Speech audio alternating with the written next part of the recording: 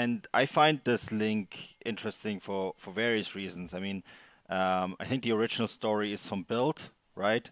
That this is sort Mm. of something that Dortmund could look into if Moukoko gets moved on. I'm still convinced that the Moukoko situation is going to be resolved sooner rather than later. Um, but which also makes sense because Wilfried Zaha is not a center forward at all. I mean, Mm. he gets advertised as one. Um, he has I guess, the physical attributes of a center forward, but he's far more wide, right? Which sort of kind of ticks a few of the boxes that you pointed out last week when we talked about Dortmund really needing a wide player. Yeah, definitely. I mean, he certainly has played up front at times for Crystal Palace in the years, but he's far more useful as a kind of more modern inside forward, I would say. And I would never suggest that Dortmund would be signing him as a number nine. He's an interesting player in himself, in the sense that he's a player who obviously was in Manchester United's youth academy, Hmm. left there and kind of rebuilt his career at Crystal Palace. And over the course of the last, 6, 7 seasons maybe, he Hmm. has been relentlessly linked with the biggest clubs in England. Honestly, just about you can go onto his page on Transfermarkt and look under the rumours tab, and you'll probably Yeah. going back years and years and years see Chelsea, Tottenham, Man United, Liverpool, blah blah blah blah blah.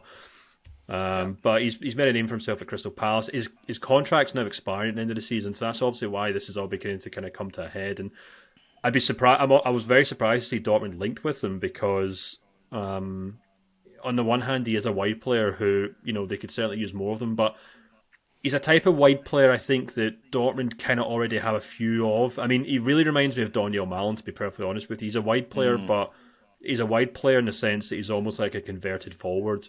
And I must admit, I'd be very surprised if Dortmund were to sign him with the intention of keeping Malen. Um, but I then did have another thought that he could potentially, he does like to play as number 10 at times as well. And I did wonder whether Dortmund were perhaps looking at a player who could potentially fill in as a number 10 and maybe be a long term replacement for Marco Reus, Yeah. because he's kind of got that goal scoring ability, he's got that kind of playmaking ability that Reus has. And of course, if his contract's expiring, then it means Dortmund can kind of throw some wages at him and see if they can entice him to the Bundesliga. I'd be very surprised if they could, to be perfectly honest with you, just because he strikes me as a player who's very kind of Premier League focused and has seemingly been waiting for a step up in the Premier League for a number of years now. So I'd be surprised if he took this opportunity to then move to Dortmund, which whether it's fair or not, I think a lot of players in England would look at as a kind of stepping stone to get to a club like Manchester Hmm. United. So yeah, I'd be surprised if he was to move to Dortmund, but if he does move there, I think if he did, it'd probably be a case of maybe moving on a player like Daniel Malen, or maybe a long term replacement for Marco Reus. Hmm. And Donyell Malen has been linked with a move away this week. Tottenham apparently interested. The other thing maybe to add to Wilfried Zaha, he's on 8 million euros a year. That's definitely Mm, affordable for Dortmund. That's definitely a mm. wage that they can compete with. I mean, they paid Süle a bit more than that. So this wouldn't be something that would be a stumbling block for them at all. Mm.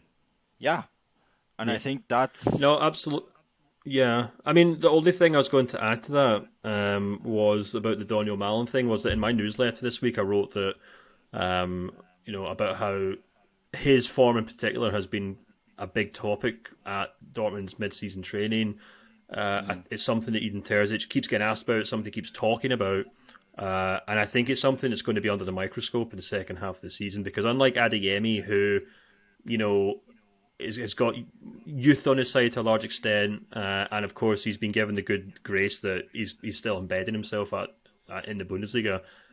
Daniel Malen's now approaching the second half, well, his second season at the club, and there hasn't been mm, a dramatic improvement really at all. So, there's only so long that a club like Dortmund can kind of sit around and hope that they'll make the money back until they eventually decide, right, we're going to start looking at offers for this guy, because it's just not working.